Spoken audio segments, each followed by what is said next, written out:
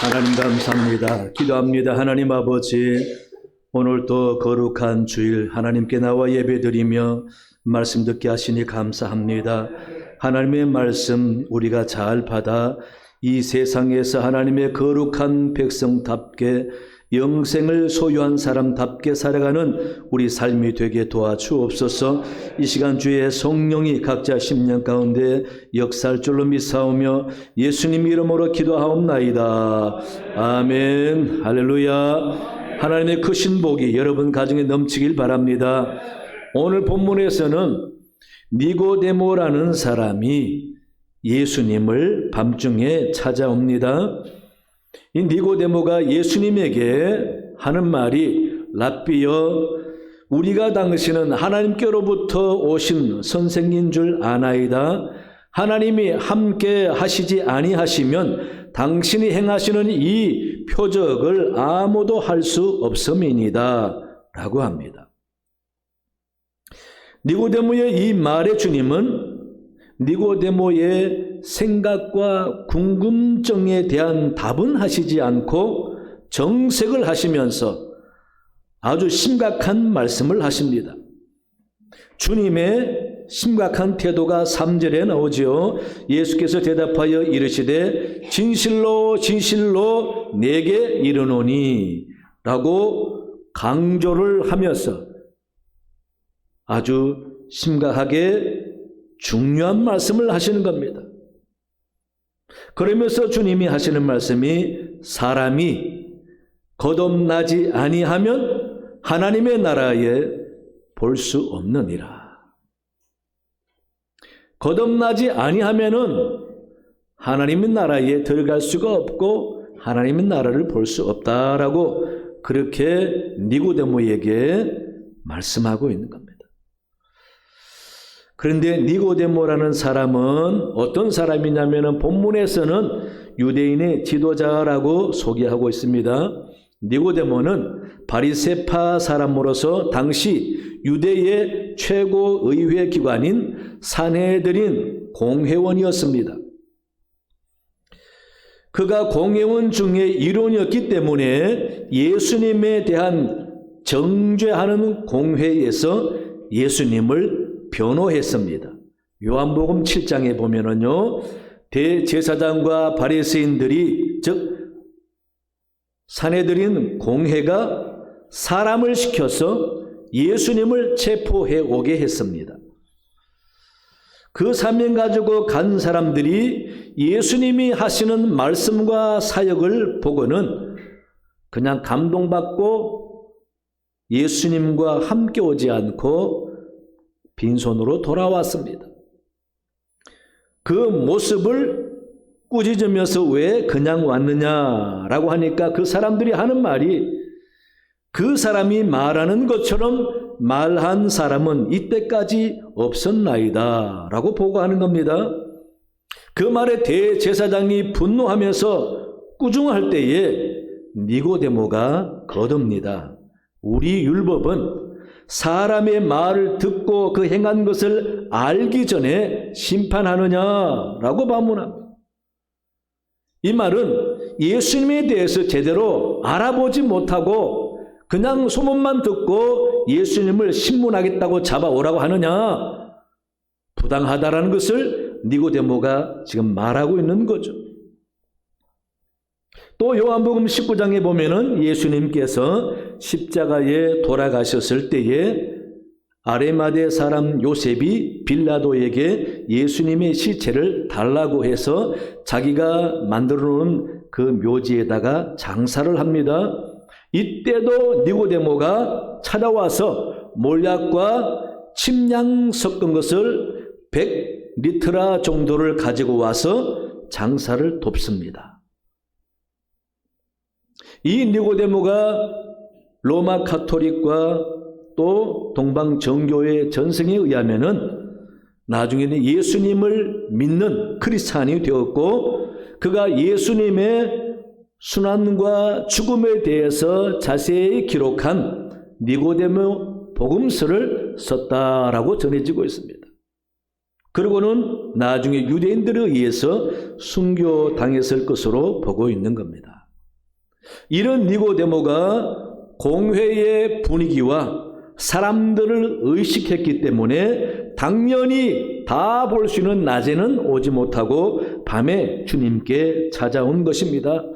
이 니고데모는 예수님에 대해서 자세히 알지 못하지만 그동안 예수님께서 행하시는 말씀과 기적들을 보고 들으면서 주님을 랍비라고 말하고 하나님께로부터 오신 선생이라고 부르는 겁니다.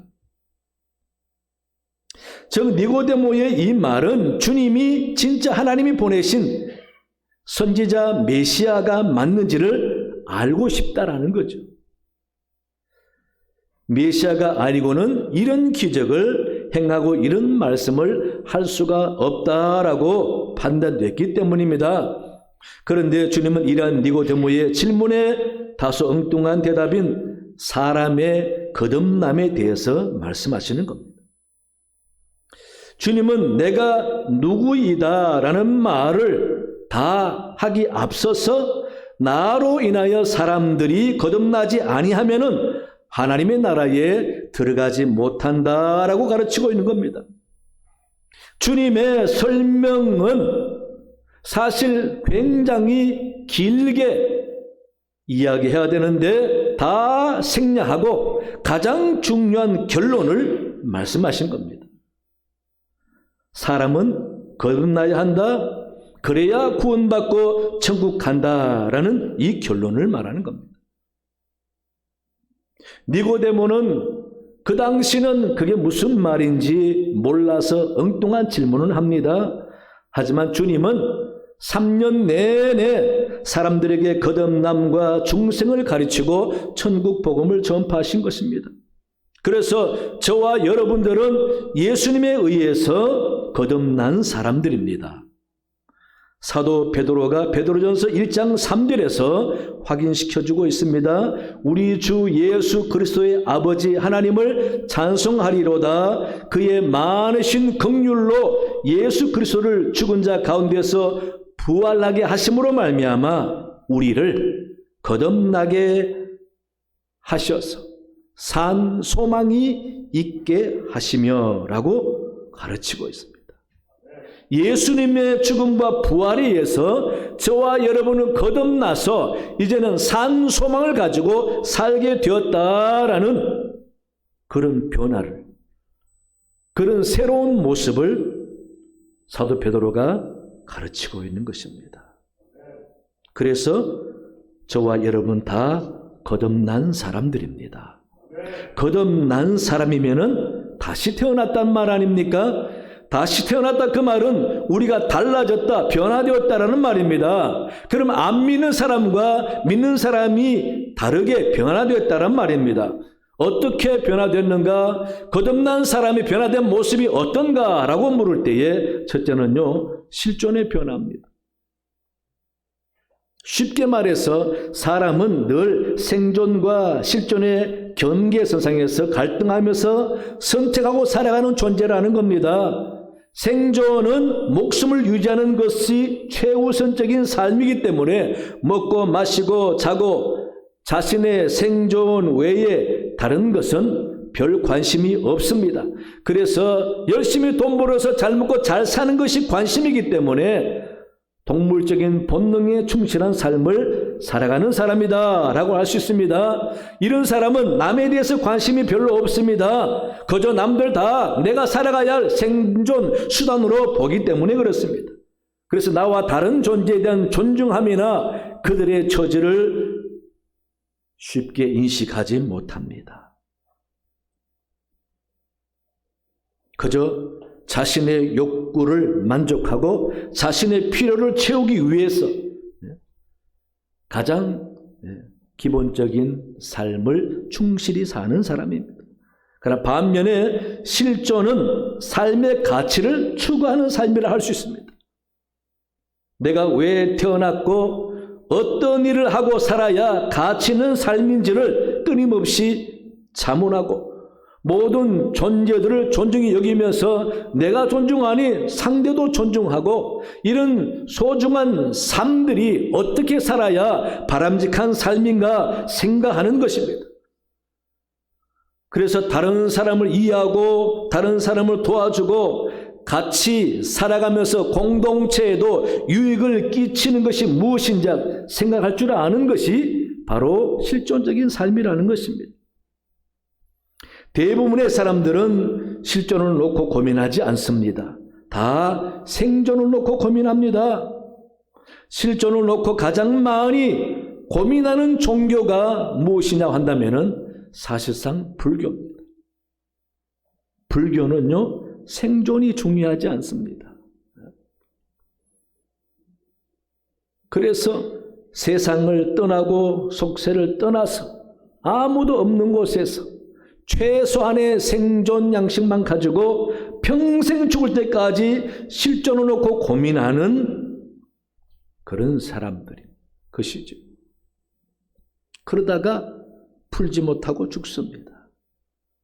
그러나 사람은 현실에 사람답게 살아야 할 생물학적인 존재이면서 동시에 동물과 다른 영적인 존재인 것입니다. 동물은 절대 실존의 문제를 놓고 고민하지 않습니다. 사람은 실존의 문제를 놓고 고민해야 합니다.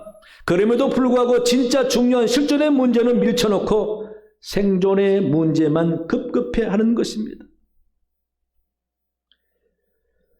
그러나 실존의 문제를 심각하게 생각할 때가 있지요. 그건 언제입니까? 갑자기 찾아온 충격적인 사건과 문제들 때문에 그동안 열심히 먹고 살던 자세에서 이제 사는 게 다 문제가 아니고 참 삶이 뭔지, 내가 누군지, 인생이 뭔지, 생명이 뭔지 생각하게 되는 거죠.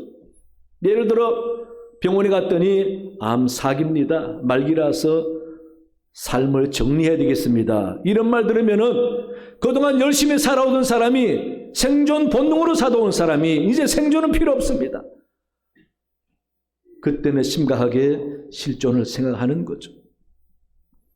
사업이 잘 되다가 남 앞에 큰 소리치며 교만하게 살던 사람이 갑자기 하루아침에 사업이 망했습니다. 거지가 됐습니다. 그때야 인생에 어려움을 생각하면서 눈물을 흘리고 자신이 잘못 살아왔음을 깨닫고 그때도 내가 죄는 안 지었는가 돌아보면서 실존을 깊이 생각하게 되는 거죠. 여러분, 이같이 우리는 살아가면서 삶의 커다란 충격에 직면하게 될 때에 그때는 생존보다 실존을 더 깊이 생각하게 됩니다. 연세가 들고 인생을 다 살아서 이제 죽음이 바로 문턱에 온 사람도 그동안 살았던 삶을 돌이켜보면서 후회하고 안타깝게 여기는 것보다 내가 정말 죽으면 어떻게 되나? 정말 영혼은 있는가? 내가 여기서 끝인가? 실존을 깊이 생각하게 되는 겁니다. 예수님께서 이 땅에 오셔서 우리에게 생존에 관한 말씀을 하신 것이 아닙니다. 그랬다면 다 부자 되게 만들어 주셨겠죠. 다 병고침 받고 건강하게 활발하게 행복하게 살게 만들어 주셨겠지요. 그러나 그게 아니라 실존에 관한 말씀을 가르치러 오신 것입니다. 우리의 실존이 뭔지를 깨닫게 하고 실존적인 삶을 살도록 주님은 가르치러 오신 거죠. 그래서 밤에 찾아온 니고데모, 그 니고데모의 질문이 한마디로 하면은 당신은 누굽니까? 아닙니까? Who are you라고, 당신은 메시아입니까? 하늘에 온 사람입니까? 아니면 단순한 선생입니까? 그렇게 묻는 니고데모에게 내가 누구라고 말씀하시기 이전에 나로 인하여 너가 누구인지를 바로 알아라 라는 의미에서 거듭남을 말씀하신 것입니다. 그래서 주님의 대답은 한마디로 말하면 Who you are 라고 할 수 있습니다. 너가 누구인지 알아라는 것입니다. 여러분, 우리가 누굽니까? 우리는 예수님에 의해서 구원받은 하나님의 자녀입니다. 그래서 예수님께서 니고데모에게 쭉 본문 이하로 말씀을 설명하시다가 36절 마지막에 가서 하시는 말씀이 아들을 믿는 자에게는 영생이 있고 아들에게 순종하지 아니하는 자는 영생을 보지 못하고 도리어 하나님의 진노가 그 위에 머물러 있느니라 라고 하심으로써 영생이 있는 존재와 심판이 있는 존재로 말씀하신 것입니다. 그래서 저와 여러분은 심판이 있는 존재가 아니라 영생이 있는 존재인 것입니다. 거듭나서 천국의 소유하고 있는 하나님의 거룩한 백성인 것입니다. 그래서 저와 여러분의 실존이 뭐냐고 묻는다면은 죄 용서받은 의인이요, 하나님의 자녀이면서 하나님의 자녀가 갖는 권세를 부여받은 사람이요, 성령이 함께하는 영적인 사람이요, 영원한 축복이 하나님의 기업을 이을 자인 것입니다. 이 사실 믿으시기 바랍니다. 이게 여러분의 실존입니다. 그러니 우리가 어찌해서 이 땅의 문제만 가지고 고민하고 살겠습니까? 영적인 문제로 고민하면서 내 실존에 금가지 아니하고 생존 본능으로만 사는 사람이 아닌가 돌아봐야 하는 것입니다. 우리는 다 죄 용서함 받은 사람들입니다. 그래서 우리는 하나님에 의해서 거듭난 믿음의 사람인 것입니다. 이것을 요한 1서 5장 4절에서 사도 요한이 확인시켜주고 있습니다. 무릇 하나님께로부터 난 자마다 거듭난 사람 아닙니까? 세상을 이기느니라. 세상을 이기는 승리는 이것이니 우리의 믿음이니라. 하나님께로부터 난 사람은 생존 본능으로 세상만 바라보고 사는 사람이 아니기 때문에 세상을 이긴다 그랬습니다. 실존을 생각하지 않는 사람은 생존만 바라보고 살다 보면은 넘어지고 자기도 모르게 죄를 짓고 남에게 상처를 주고 남을 무시할 수 있는 것입니다. 그러나 자신의 실존을 바로 깨닫고 사는 사람은 하나님으로부터 거듭난 사람이니 이런 사람은 믿음으로 세상을 이긴다고 그랬습니다. 여러분의 실존을 바로 깨달으시고 늘 믿음으로 세상을 이겨 승리하는 여러분 되시기 바랍니다. 두 번째는요, 시각의 변화입니다. 현대인들은 소유에 대하여 민감합니다. 많은 것을 소유할 때 만족하고 안심합니다. 그러나 사람의 넉넉함은 소유에 있지 않다고 그랬습니다. 재물이 많으면 행복할 것 같지만은 건강 나빠지면 아무 소용없습니다. 건강이 따라주면 행복할 것 같지만은 마음고생 심하고 상처받고 마음이 상하면 또 소용없습니다. 마음이 건강하면 행복할 것 같지만은 영혼이 공허한 것을 감출 수가 없습니다. 그러기에 요한은 정함이 없는 것들에 소망을 두지 말라라고 말합니다. 이처럼 우리는 정함이 없는 곳에 소망을 두지 말고 하나님께 소망을 두어야 한다라는 것입니다. 하나님께 소망을 둘 때 우리의 삶에서 하나님의 은혜가 무엇인지를 깨닫게 되는 것입니다. 이같이 거듭난 사람은 하나님께 소망을 두며 세상을 보는 사람들입니다. 물질 중심으로 세상을 보는 것이 아니라 하나님의 시각과 하나님께 소망을 두고 세상을 보는 사람들. 그래서 세상 때문에 죄짓고 시험 들지 않습니다.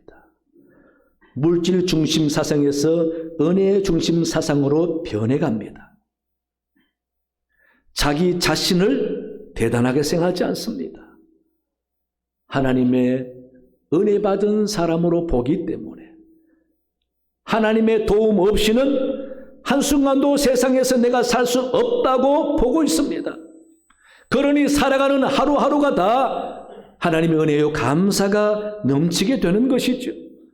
그런 시각이 없으면 내 능력과 내 힘으로 산다고 생각합니다. 내가 얼마나 잘하고 얼마나 대단한가를 보는 시각이 아니라 나를 얼마나 하나님이 사랑하는가, 내가 하나님의 은혜를 얼마나 누리고 있는가를 보게 되는 거죠. 그런 은혜의 눈으로 자기와 세상을 보게 되는 것입니다. 또 세상과 사람을 볼 때에 물질이나 출세 정도로 사람을 평가하지 않고 능력이나 외모로 사람을 보지 않습니다. 그 사람 안에 무엇이 있는가, 무엇을 추구하며 어떤 인간적인 삶을 살아가고 있는가를 보는 것입니다. 하나님의 공의가 있는가, 양심과 정직이 있는가, 사람을 대하는 태도도 인격적인가 아니면 자기 중심적인가를 보면서 그 내면 안에 하나님을 인정하고 하나님의 영이 있는가를 보는 것이죠. 여러분, 거듭난 사람은 그런 시각으로 사람을 보아야 합니다. 아무리 출세하고 물질을 많이 가졌어도 영적으로 빈약하고 하나님을 모르는 인간이면 불쌍하잖아요. 여러분, 우리는 며칠 전에 이태원에서 큰 사고를 목격했습니다. 너무도 안타깝지만은 그 사고 때문에 밤잠을 못 자는 사람들 많을 겁니다. 그죠? 구청장, 경찰청장, 책임자들. 권력이 그렇습니다. 또 물질 추구하는 사람도 마찬가지입니다. 물 건너 큰 나라에서 조금 금리를 올려버리면은 한국은 어떻게 됩니까? 굉장히 민감하게 기업하는 사람들은 힘듭니다. 이렇게 세상과 물질을 바라보고 살면은 힘들고 불안하고 얼마나 스트레스 받습니까? 그러나 하나님의 은혜의 시각으로 보는 사람들은 그렇지 않습니다. 다 하나님의 역사심과 인도하심을 믿기 때문에 평안할 수가 있는 것입니다. 세상과 물질만 바라보고 사는 사람에게는 마음이 많이 불안합니다. 물질에 관심 두기 때문에 영혼에 대한 관심이 없어서 때로는 자기도 모르게 밀려오는 공허함을 견딜 수가 없을 때가 있습니다. 저는 연예인들과 유명한 사람들 잘 나가다가 너무도 나락에 떨어져서 죽을 뻔도 몇 번이나 하고 고민하고 마약에도 손을 대고 돌이킬 수 없는 실패 인생을 사는 사람 몇몇을 보았습니다. 왜 그렇습니까? 그들의 관심과 시각은 다 세상적이어서 그렇습니다. 물질과 세상에 관심을 두고 사는 사람은 우선순위도 혼돈을 일으킵니다. 물질 중심으로 사는 사람은 수고한 대가를 얻어야 합니다. 투자한 대가를 얻어야 합니다. 활동한 이윤을 얻어야 합니다. 그게 안 되면 불안합니다. 힘듭니다. 그러다 보니 사람은 물질의 수단시 되고 심지어 물질 우선시하면서 사람을 경시할 때도 있습니다. 그러다 보면은 인간관계 갈등을 느끼고 너무도 무가치하고 허무한 사람을 보게 되기도 하는 거죠. 그렇게 사람을 물질보다도 등한시하면서 무가치하게 여기는 경향도 생긴다는 겁니다. 또 판단력도 삐뚤어집니다. 그렇기 때문에 물질을 추구하면서 많은 사람에게 죄를 범하고 얻어지는 이익을 중시하다 보니 사람에게 향한 범죄도 정당화하고 그것을 수익에 대한 대가로 여기는 것입니다. 이런 특징들이 세상을 살아가다 보면은 피할 수 없는 현실일지 모르지만은 그러나 적어도 우리 믿는 사람들은 세상 사람과 똑같은 시각으로 세상을 살아서는 안 됩니다. 하나님의 은혜의 시각으로 보고 하나님께서 말씀하시는 가치를 가지고 세상을 볼 수 있어야 하는 겁니다. 죄를 보는 시각도 마찬가지입니다. 세상 사람들은 죄를 쉽게 정죄하면서도 자기가 짓는 죄는 누가 정죄하지 않으면 편안히 합니다. 그러나 거듭난 사람은 누가 보든 안 보든 하나님 앞에서 짓는 죄이기 때문에 죄를 두려워합니다. 사람이 정죄하지 않아도 양심의 가책을 느끼고 회개합니다. 그래서 요셉이 내가 하나님 앞에서 어찌 죄를 범하리요? 라고 사람이 자기를 죄짓자고 할 때에도 하나님이 생각나는 것입니다. 거듭난 사람은 죄에 대한 생각도 그렇게 보기 때문에 늘 깨끗하고 온전한 자기 양심을 지키려고 힘쓰는 것입니다. 또 죄를 짓는 사람을 보더라도 쉽게 정죄하지 않습니다. 나약한 사람을 알기 때문에 그 사람의 내면에 있는 하나님의 형상을 보면서 그도 하나님 앞에 용서 구하면 하나님이 다 용서해 주시고 그가 믿음을 가질 때 하나님은 의인으로 만들어준다는 사실을 알기 때문에 사람을 소중히 여기고 그를 선하고 복된 길로 인도하면서 회복 가능한 사람으로 보는 것입니다. 사람을 역시 사랑합니다. 똑같은 사람 보고 귀히 여기며 섬길 줄 알고 도울 줄 압니다. 사람이 살아가야 할 선하고 은혜로운 길로 인도할 줄 아는 겁니다. 하나님의 소망으로 볼 때에 모든 사람이 다 하나님의 은혜 아래 있기 때문에 하나님의 더 큰 은혜, 구원의 은혜를 받아야 할 사람으로 보게 되는 것입니다.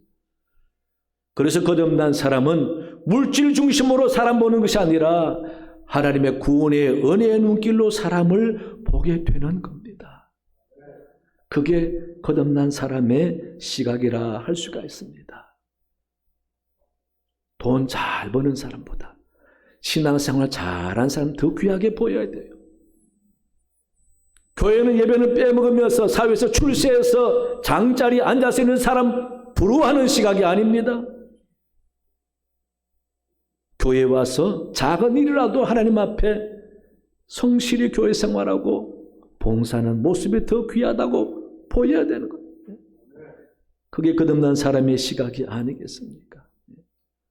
이같이 거듭난 사람은 영적으로 세상과 사람을 보기 때문에 보는 시각도 다르다라는 것을 여러분 믿으시기 바랍니다. 세 번째는요, 가치관의 변화입니다. 거듭난 자는 이 세상의 방식과 개념, 관습 등을 따르지 않습니다. 거듭난 자는 세상이 말하는 것이 아니라 하나님께서 말씀하시는 것을 소중히 여깁니다. 세상이 추구하는 것이 아니라 하나님이 말씀하신 것을 귀히 여겨서 그것에 굉장히 민감하게 반응하고 받아들이는 삶입니다. 거듭난 사람은 세상에서 말하는 행복을 행복으로 여기지 않습니다. 그는 세상의 즐거움을 계속 쫓지 않고 내 영혼이 하나님 앞에서 얼마나 사랑받고 자유함을 누리는가 거기에 관심을 가지고 거기에 가치를 두다 보니 세상 사람이 행복해하고 즐거워하는 것에 마음 뺏기지 않습니다. 오히려 그것은 내 영혼을 더 상하게 만들고 피곤하게 만든다라고 여기기 때문에 세상을 거스릅니다. 거듭난 사람은 세상길이 분명히 헛되게 허무하면서 나중에 멸망길로 간다는 사실을 알고 있습니다. 그래서 세상 사람들이 칭찬하는 것에 만족하지 아니하고 하나님이 나를 인정해 주는 것을 더 귀히 여기고 세상 사람이 성공했다라고 말하는 것보다 하나님이 내게 상급이 있을 거라고 여기는 것에 더 가치를 두고 사는 것입니다. 그래서 거듭난 사람은 이런 태도로 살기 때문에 자신을 세상과 구별하는 것입니다. 그게 거룩함인 것입니다. 세상 사람을 두려워하지 않습니다. 하나님을 두려워합니다. 세상 사람의 눈치 보면서 기쁘게 하려고 하지 않습니다.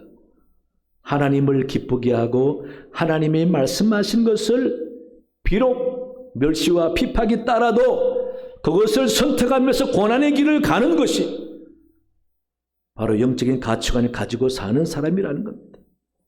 하나님과 관련된 것은 다 가치를 부여하고 귀하게 여기는 겁니다. 여러분, 이 세상 한평생 살면서 진짜 가치고 소중하고 의미를 부여해야 될 것이 무엇이라고 생각합니까, 여러분? 한번 생각해 보십시오. 진짜 의미 있고 가치 있는 삶이 무엇이겠습니까?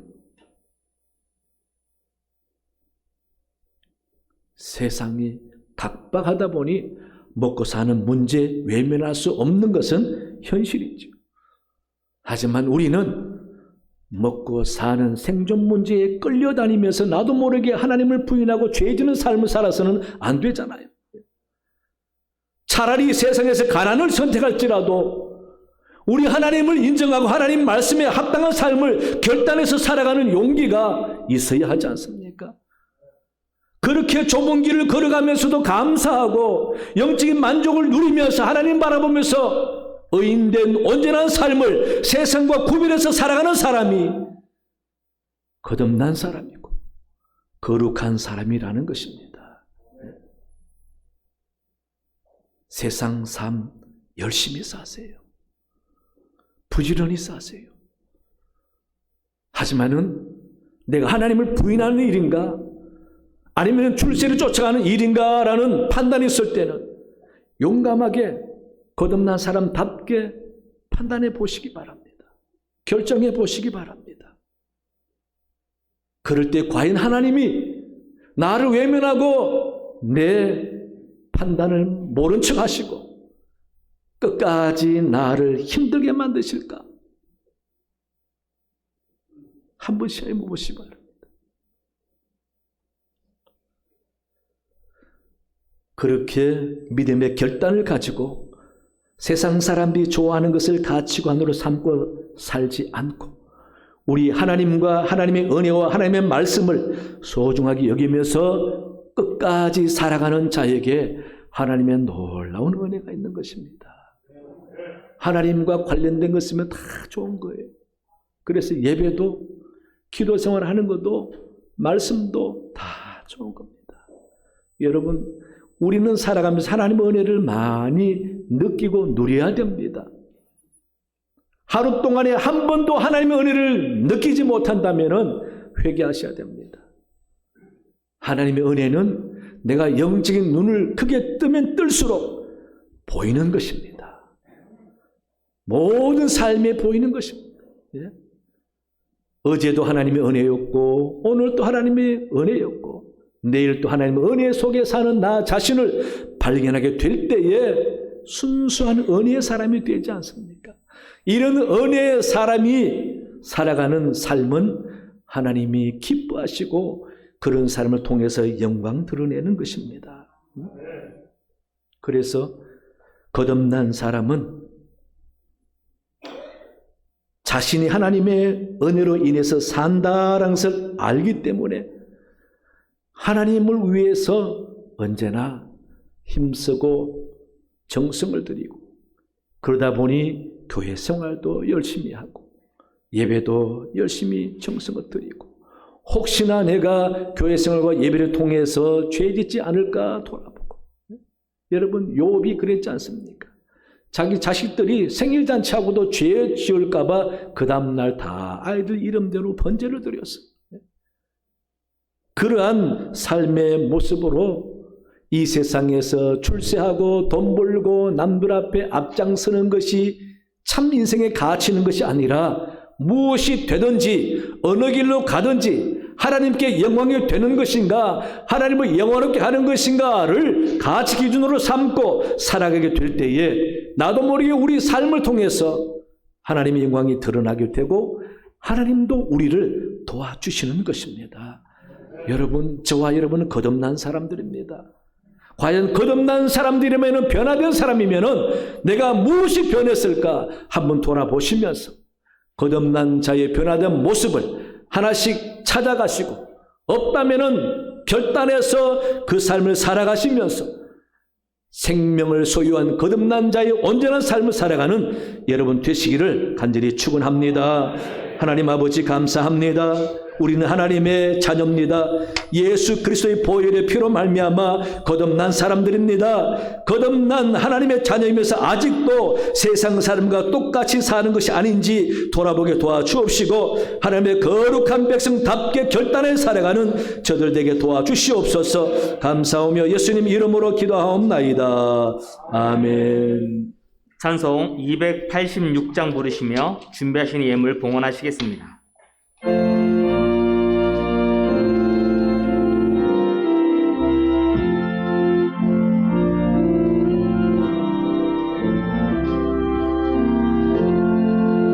주 예수님 내 맘에 오사 날 붙들어 주시고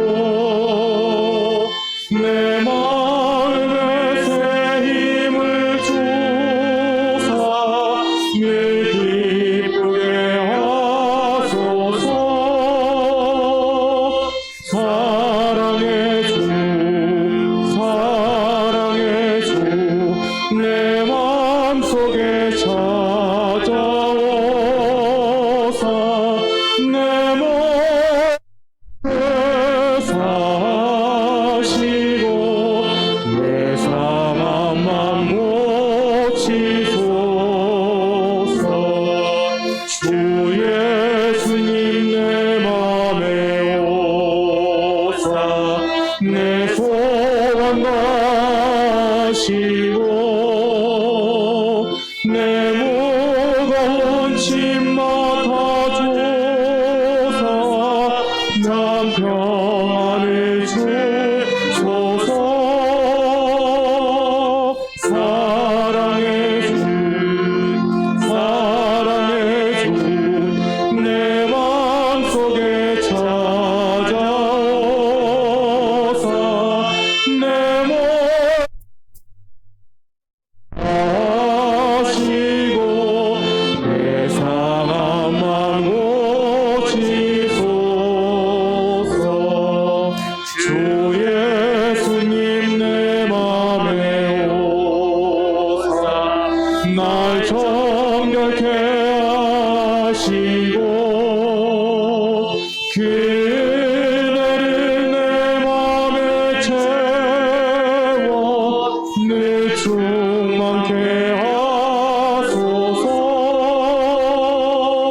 사랑의 주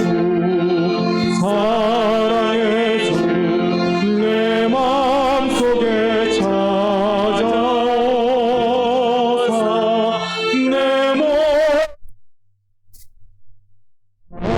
하시고 내 상함만 고치소서.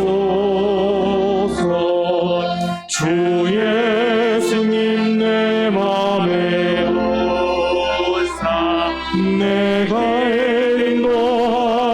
인도하시고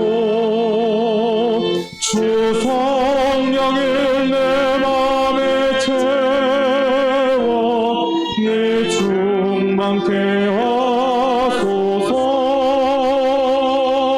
사랑의 주 내 맘속에 찾아오사 내 몸 하시고 내 상함만 고치소서.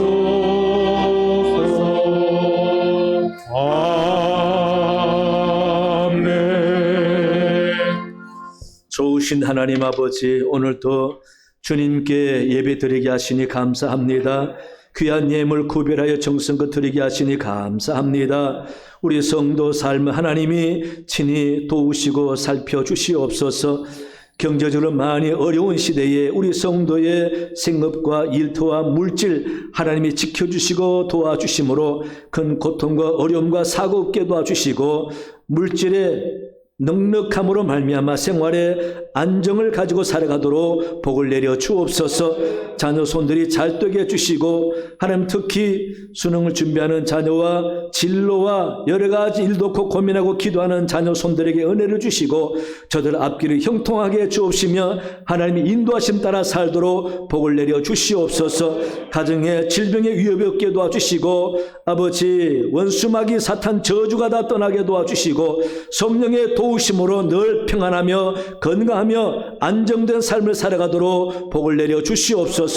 이 나라 지켜주시고 대통령과 공무원들, 국회의원들, 맡은 모든 책임자들에게 하나님을 두려워하는 마음을 주시고 하나님께 기도하면서 잘 감당하여 아버지의 통치가 이루어지는 나라 되도록 주님 도와주옵소서. 큰 슬픔을 당한 가족들 위로해 주시고 하나님 저들에게 소망을 주옵시며 하나님을 아는 기회 되도록 도와주시옵소서. 아버지 북녘 땅도 불쌍히 주옵시고 마음껏 예비하지 못합니다. 공산체제가 무너지고 평화적인 통일이 오게 하나님 도와주옵소서. 선교사님을 도와주시고 선교 현장에 성령의 기적이 일어나게 도와주시고 가족도 지켜주시고 원로 목사님 내외분에게 은혜로 함께하여 주시옵소서. 서부중앙교 하나님이 사랑해 줄 줄로 믿습니다. 온 교우들이 진정된 마음으로 영성을 회복하여 하나님과 교회를 사랑하며 부지런히 신앙생활 잘함으로 가정이 잘되고 교회가 복을 받도록 하나님 도와주옵소서. 우리 교회 추수감사주일 진정 감사의 마음을 담아 예배드리기 원합니다. 아버지 그동안 믿음이 약해진 사람들 권면해서 같이 예배드리기 원합니다. 총동원해서 함께 하나님께 예배드리는 영광된 하루 되게 도와주시고 감사가 넘치는 귀한 하루 되게 은혜 더하여 주시옵소서. 하나님 감사합니다. 예수님 이름으로 기도하옵나이다. 아멘. 교회 소식 주보를 참고하시기 바랍니다. 양계순 집사님의 어머니 고 김선순 권사님 장례 잘 마쳤습니다. 한나회 원례회가 2부 예배 후에 본당에서 있습니다. 권사회 원례회가 찬양 예배 후에 식당에서 있습니다. 임직 받는 사람들을 위한 준비 모임이 오늘 2부 예배 후에 교육개발부실에서 있습니다. 대상자는 누구인지 주보를 확인하시고 다 참여해 주시기 바랍니다. 여러분은 아시는 대로 11월 20일 추수감사주일은 우리 총동원하는 날입니다. 또 오늘 전단지도 하나 드렸으니까 열심히 활용하시고 또 생각나는 이름이 있으면은 우리 교육자에게나 담당자에게 또 알려주시면은 적어서 내일부터 릴레이 기도합니다. 릴레이 기도도 여러분 바깥에 이름이 다 있지만은 이름이 없으면 자기 이름도 적으시고 또 두 사람, 세 사람, 네 사람 기도해도 괜찮습니다. 또 기도할 마음이 생겨서 당일 오더라도 기도하시고 꼭 이름을 적어주고 가시기 바랍니다. 그렇게 해서 우리 한 영혼 이름을 놓고 기도하고 열심히 힘을 모아서 하나님의 은혜가 넘치는 우리 추수감사주일 되도록 힘써주시길 바라고 또 여러분 지금부터 추수감사주일까지 감사하는 마음을 담아 생활하시다가 시장 가서 김치 담으려고 배추 만약에 3폭이 필요하면은 한 폭이 더 사세요. 그리고 가장 좋은 거 성전에 올리세요. 언제든지 올리시고 당일날 예배 때 오면서 일찍 와서 갖다 올려도 괜찮습니다. 예. 여러분 된장 넣고 고추장 넣고 무 생채에서 비빔밥 하면 얼마나 좋아요. 무살 마음이 생기거든 하나만 사지 말고 하나 더 사서 좋은 걸 성전에 올려보시기 바랍니다. 이번 추수감사주일은 열심히 살다 갑자기 오늘 추수감사주일인가 하고 오시지 마시고 늘 감사를 생각하고 기다리다가 감사할 마음이 생겨서 사과 하나 살 마음이 있거들랑 그 중에 제일 좋은 거 하나 또 올리시고 예. 그래서 하나라도 좋아요. 예. 그렇게 사소한 마음을 담아서 감사할 때에 하나님 그 마음과 정성을 보시잖아요. 그렇게 해서 코로나 때문에 힘들었던 모든 나날들 그래도 우리 하나님 앞에 감사다라는 마음으로 살아가면서 작은 정성이라도 감사를 표현했으면 좋겠습니다. 그렇게 해서 원래는 더 추수감사절이 애절하고 또 추수감사절 맛있는 음식도 잘하고 선물도 준비해서 믿음 약한 사람 권면하고 같이 손잡아 와서 감사 나누고 기쁨을 나누고 음식 나누면 얼마나 좋겠습니까? 그런 의미가 깊은 날로 삼아주시면 좋겠습니다. 예. 꼭 기억하시기 바랍니다. 예, 다 일어나시겠습니다. 예, 오늘 또 우리는 가브리엘 찬양대 은혜스러운 찬양, 참 화음이 좋은 것 같아요. 너무 감사합니다. 우리 찬양대와 코코스 앙상블 감사합니다. 박수하겠습니다. 또 교회 또 기도 안내 헌금 방송 또 교육 교사들 여러 가지로 또 봉사하는 분들이 많습니다. 엘림 카페와 개수부 많습니다. 그런 분들 우리 감사 경제 박수하겠습니다. 옆 사람 인사하겠습니다. 행복하세요. 건강하세요. 기도합니다. 지금은 우리 주 예수 그리스도의 은혜와 하나님의 놀라운 사랑과 성령의 깨닫게 하심과 함께 하심이 거듭난 자의 변화된 모습을 가지고 열심히 복된 삶을 추구하기를 다짐하는 참여한 모든 귀한 백성들 머리 위에 그 가정과 생업 위에 영원토록 함께 하시기를 간절히 축원하옵나이다. 아멘.